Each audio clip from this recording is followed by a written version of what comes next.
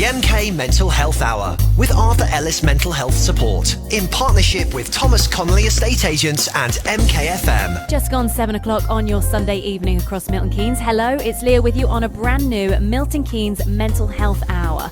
Every Sunday at 7 o'clock we're going to be tackling a variety of topics to do with mental health, and this evening we're going to be talking all things back to school. So we're talking anxiety going back to school and everything surrounding that. So if it has been a bit of a week for you getting the kids back to school, stand by. Some fantastic tips from Arthur Ellis Mental Health Support, who will be joining us every week with their expert advice. We also continue with some great songs. Calvin Harris on the way and Christina Aguilera now. Genie in a Bottle on MKFM. It's Christina Aguilera, Genie in a Bottle on MKFM. Good evening. It's Leah with you on a brand new show on MKFM. Every Sunday we are going to be doing the MK Mental Health Hour at 7 o'clock with local organisation Arthur Ellis Mental Health Support here in Milton Keynes to provide a bit of a safe space to discuss a variety of mental health topics as well as share expert practical advice for listeners. Now, every week we're going to be joined by John Manning, who is the founder of Arthur Ellis, as well as an expert in the topic we'll be discussing that week. And this Sunday,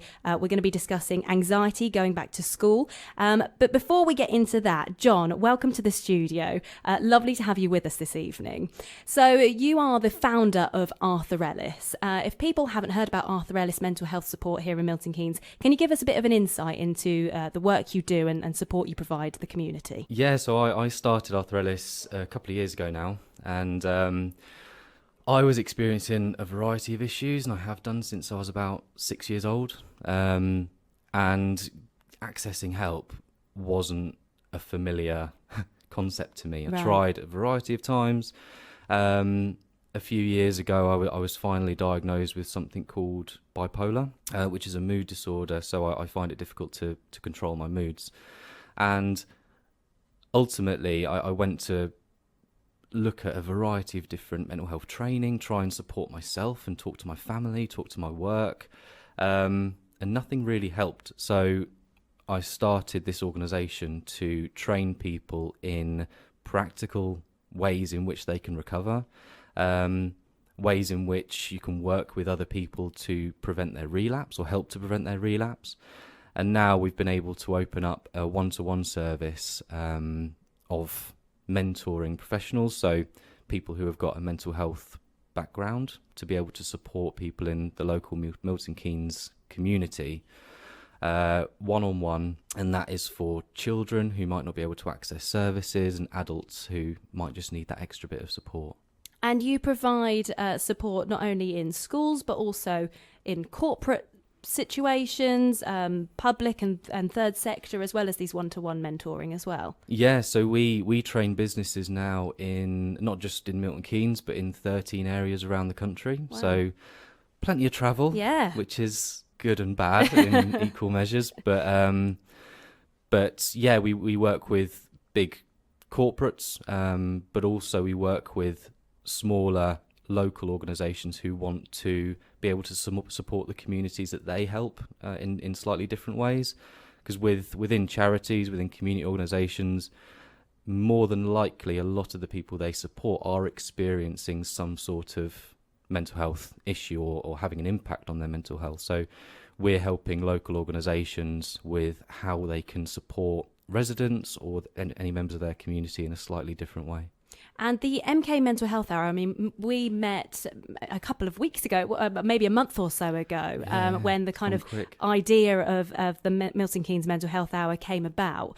How did it start in your mind? Because obviously you're doing fantastic work in the community, but this was something you wanted to share, with a larger proportion of Milton Keynes, and this Mental Health Hour on MKFM is a great way of doing that.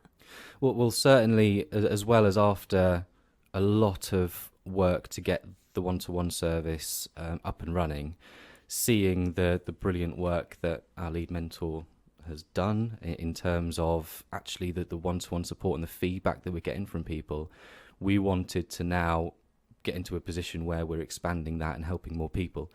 So Thomas Connolly Estate Agents got in touch, said you've got to meet Darren and you, Leah, as well. And And it was really Mental Health Hour is going to be about providing practical support, but not necessarily all the doom and gloom that comes with mental health. Yeah. It's let's flip it on its head, support recovery, embrace recovery, and celebrate it, so that there are practical and good things that come from it rather than all of the doom and gloom that is typically seen in. And actually, over the last few years, we have seen an increase in people talking a bit more about their mental health. And, you know, I see things trending on Twitter when people are sharing their mental health stories. And that's super important. And that's actually what we want to create here on MKFM every Sunday night at 7 o'clock with yourselves. A bit of a safe space where we can have these discussions and chats about different topics, but also provide that expert kind of advice and practical tips for listeners to be able to take away from the hour. Yeah, absolutely. I don't think that not that there's any point in sharing stories and talking about it, but without anything practical to then go away and do and the motivation to go and do it, it kind of just leaves you in that space, in that limbo period, rather than being able to have things that you can go away, do, and begin to move yourself forward. So we want to provide those practical things. And after the discussion on the show, on Monday mornings, we'll be releasing a guide that's downloadable on our website that people can then either use themselves to refer to or share with someone that they know that they think might be experiencing those sorts of things. Fantastic. Well, thank you so much for coming up with this idea, for the fantastic work that you and the people that you work with do in Milton Keynes. It's a very exciting thing for us here at MKFM. This is a totally different kind of feature than we've ever done, but really important to be talking about mental health. And this evening, we are going to be talking about anxiety going back to school, because I suppose this is the end of probably quite a busy and hectic week for a lot of people. People have gone back to work and school after the summer holidays. You've brought with you your lead mental health mentor, Rita, and we're going to be speaking to Rita in a couple of moments' time to find out more about anxiety going back to school. It's on the way after Calvin Harris. It's Feel So Close on MKFM. Sounding very nice for your Sunday evening. It's Calvin Harris and Feel So Close on MKFM. Hello, it's Leah with you on a brand new show to MKFM called the Milton Keynes Mental Health Hour. We're doing this every Sunday from 7 o'clock alongside local organisation Arthur Ellis Mental Health Support. John is with us every single week, joined by an expert on the topic that we are going to be discussing. And tonight, John, we're talking about the anxiety going back to school. And I suppose very fitting this week because, of course, everybody went back to school. And you work alongside some fantastic experts at Arthur Ellis. Who have you brought with you this evening? Brought Rita. She is our main mental health mentor. So she works with people on a one-to-one basis. A massive background with dealing with children, young people. So, to be honest, in my opinion, I don't know if there's anyone better suited to cover this topic than Rita in Milton Keynes. Wow, what an introduction, Rita. Hello. Thank you. Yes, welcome to the Milton Keynes Mental Health Hour. So Rita, give us a bit of an insight into your background then. I mean, John just alluded to the fact that you've got an incredible kind of background and wealth of knowledge and experience. How did you come to work with Arthur Ellis, and what's your background? How I came about to work with John, I think he kind of like stalked me a little bit. I did stalk you, yeah. Okay, and when the opportunity was right, I joined Arthur Ellis. So I've been with Arthur Ellis sort of like at the beginning of summer. Oh, okay. And my background is in psychology. And that's made up of sort of like forensics. I've worked in the prison service, and in the last 13 years, I've been working in a local secondary school. Okay, so you've worked within 3 different prisons, I'm just noting. Yeah. What was that like? What was your experience there? Oh, it was phenomenal. I mean, it was predominantly young offenders. It was fantastic working with a variety of people who work so hard to, in many respects, to keep us safe because they're tackling offending behaviour. And within your 25-year working background therapeutically in psychology, you have worked in many schools in Milton Keynes. So that's been the past 13 years, is it? I've predominantly worked in one school, but it's been quite a largish school in the sense that it's also a sixth form. Okay. And what kind of things did you encounter in the schools?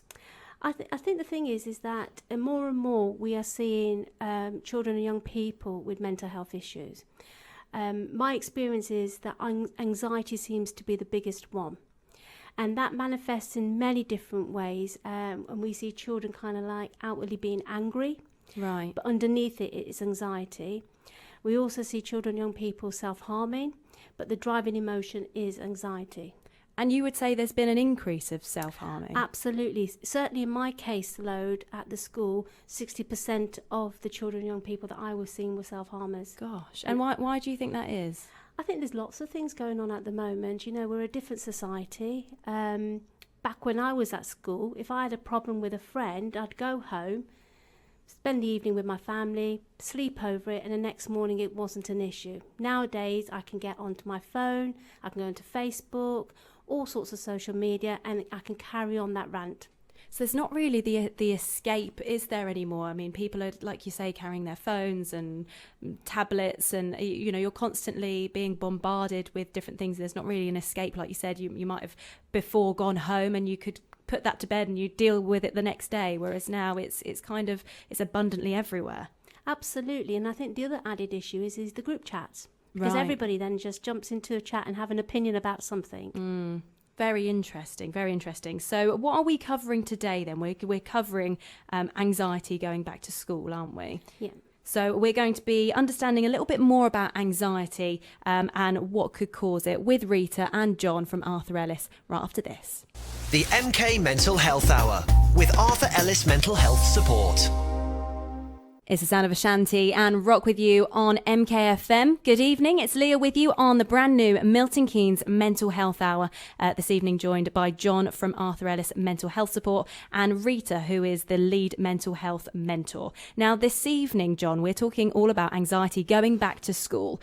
So really, I guess we should start with the basics of what anxiety is. When we're talking about anxiety, what are we referring to?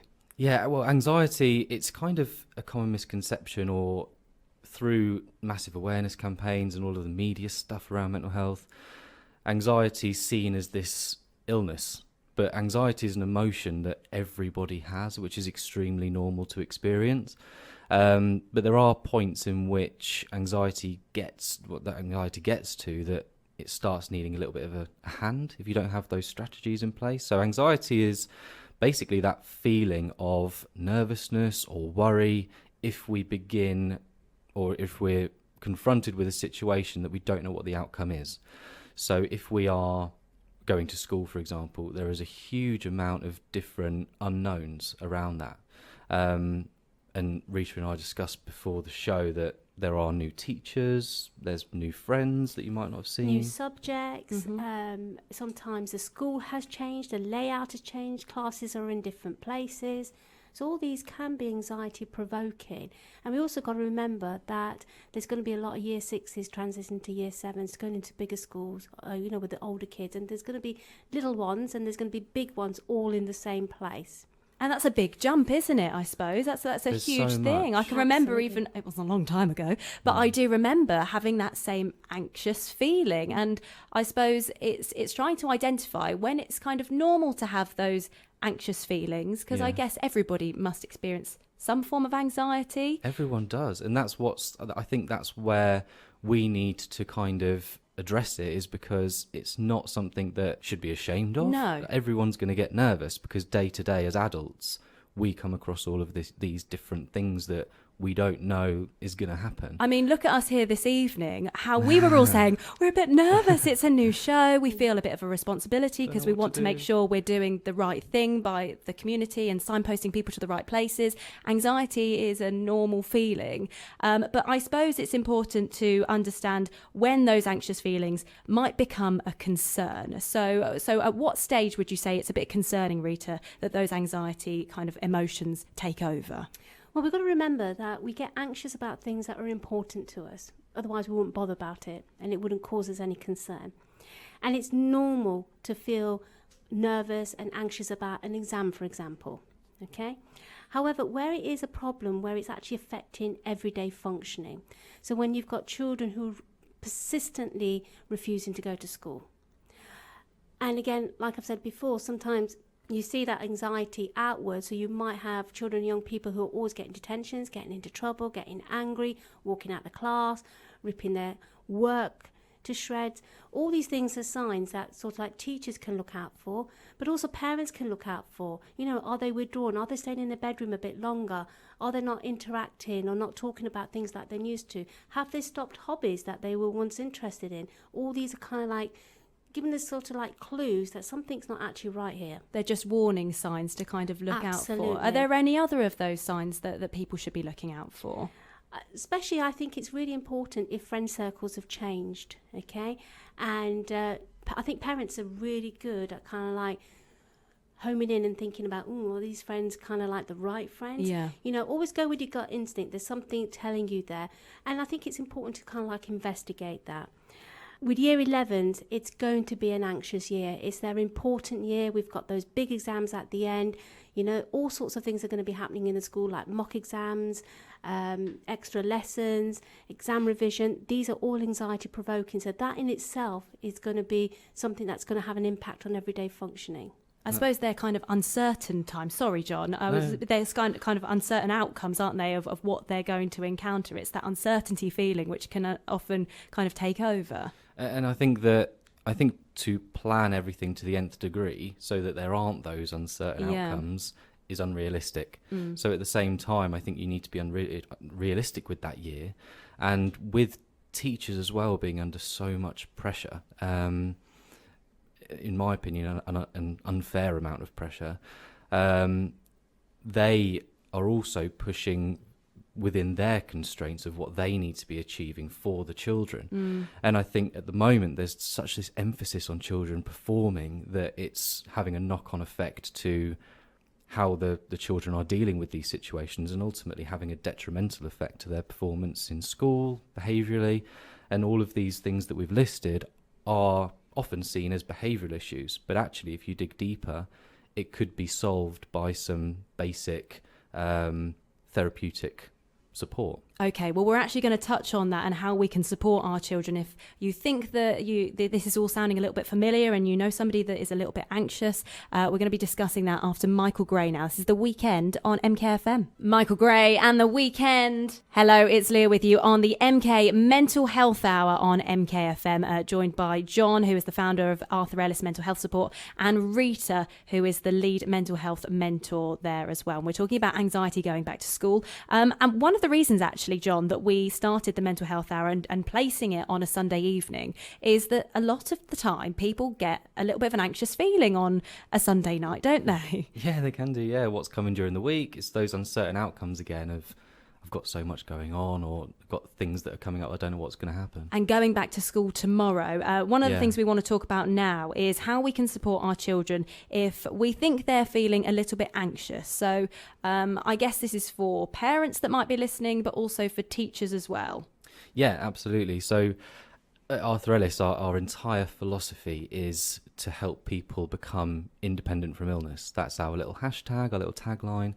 And that's the reason why we want to provide some practical advice so that people can take that on board, build it into their days, build it into their lives, and begin to practically support people individually rather than needing that support that might not be accessible. And they can do things in the meantime if they are on a waiting list for some help.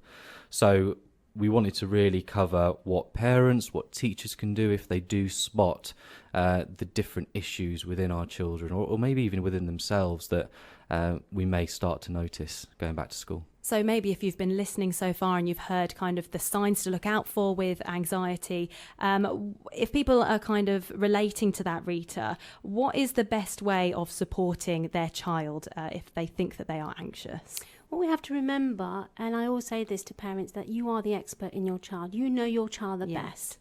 It's really important to listen. And don't just listen to the words that they're saying. Listen to the context of what's being said. Listen to the non-verbal behaviour. You know, what's going on? What are they saying? Because sometimes children and young people say something, but they're actually meaning something else.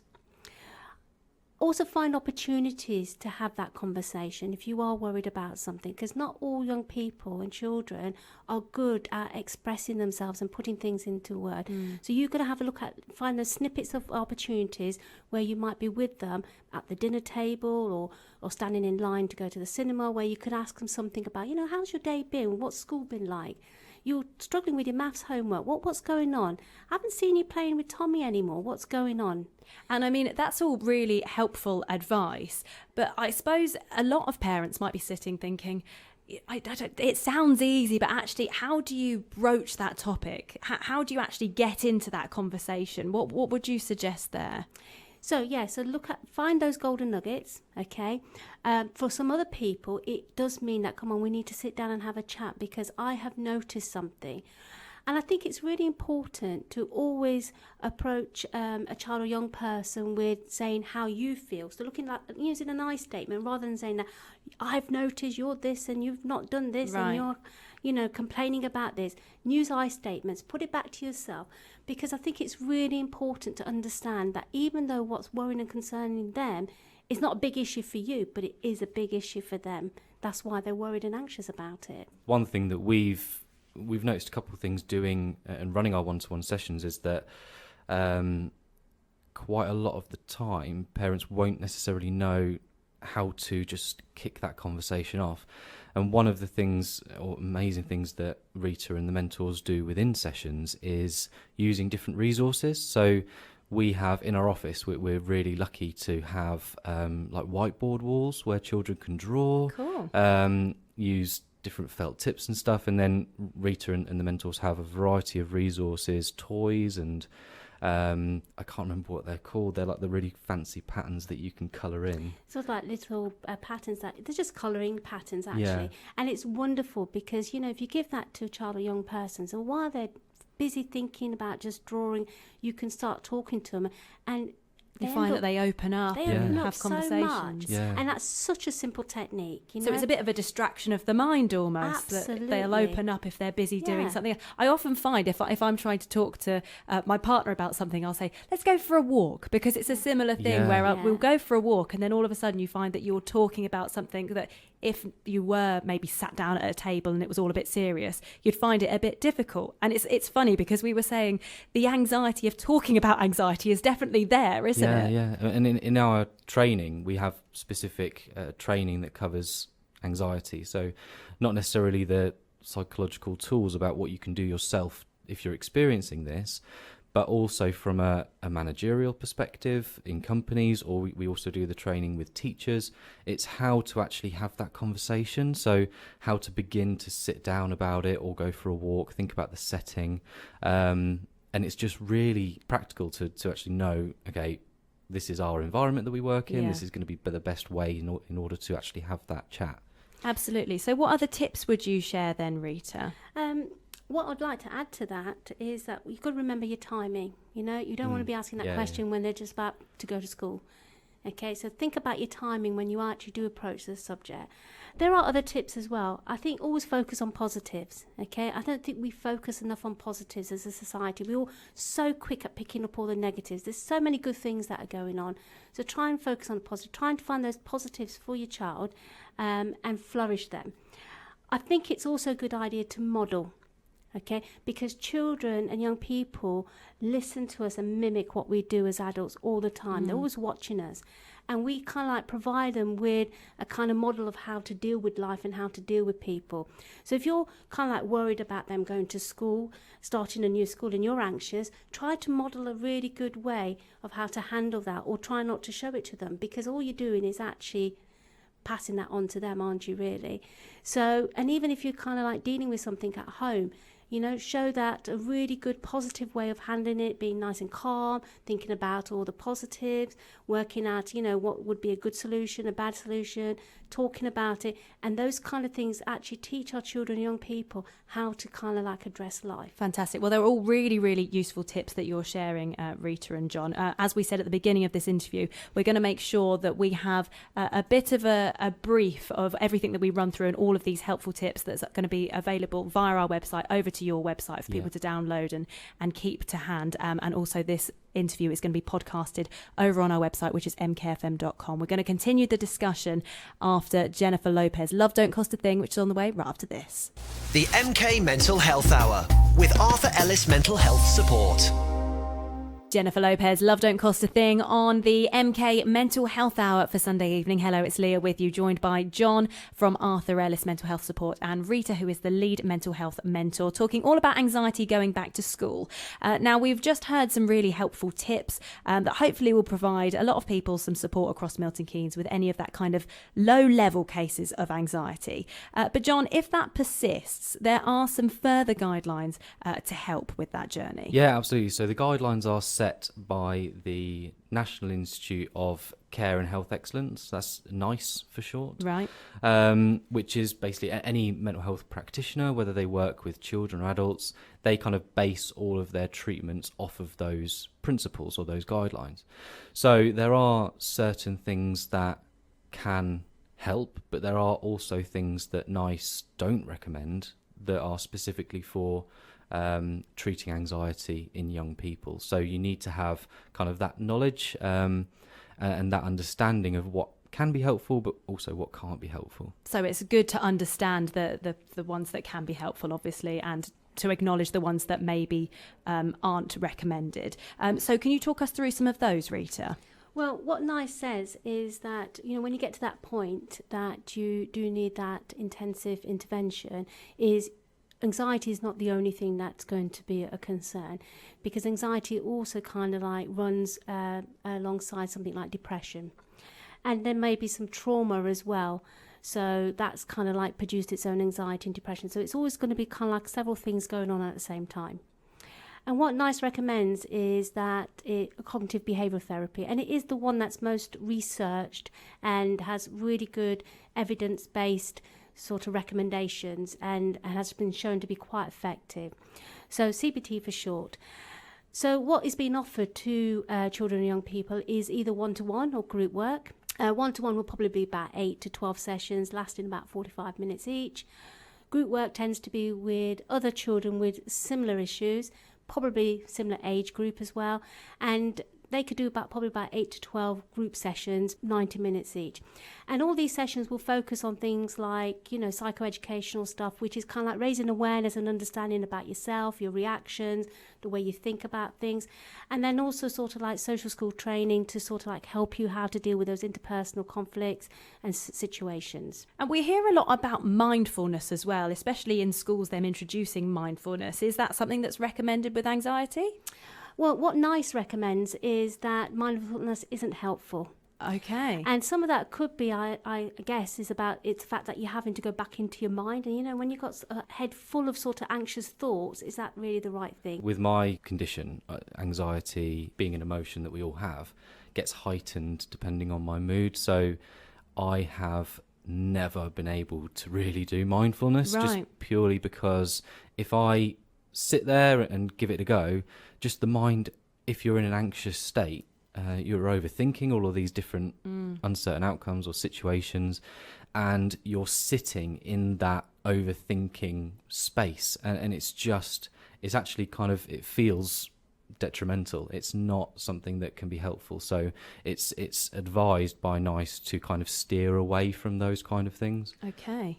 And is there anything else that we should kind of stay away from or also maybe think about? Yeah, I mean, NICE also doesn't recommend medication for children and young people, and that's understandable, Medications have all sorts of side effects, from my opinion, and they are young, they're still growing, and there are so many other options that you can try before you get to that stage. Okay, well, we're going to explore some of those other options after we hear from Taylor Swift now. This is You Need to Calm Down on MKFM. It's Sunday evening on the MK Mental Health Hour. Taylor Swift and You Need to Calm Down on MKFM. Good evening, it's Leah in on the MK Mental Health Hour. And John and Rita, it's been absolutely fascinating hearing from you at Arthur Ellis Mental Health Support. So many fantastic tips. And if people are listening to this interview and they're thinking, you know what, I can really relate to what you've been discussing, where is the best place for them to go, John?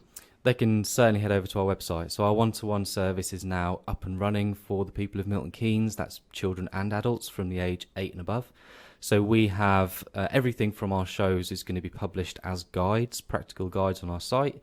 But then also we have a self-referral form that parents can just send us, fill out online, send them through to us, and at the moment we have a 2-day turnaround for appointments.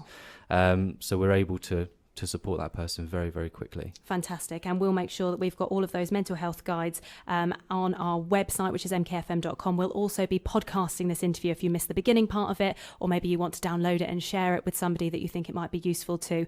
Everything will be over at mkfm.com. So next week, John, we are talking suicide. Big subject. Yeah. So we're going to be discussing that. This is the brand new Milton Keynes Mental Health Hour on MKFM with Arthur Ellis Mental Health Support, sponsored by Thomas Connolly. And we will be back next Sunday from 7 o'clock. Thank you so much, John. Thank you very much, Rita. Really fantastic to kick off this show. And as you said, hopefully it does help people. Thank you very much.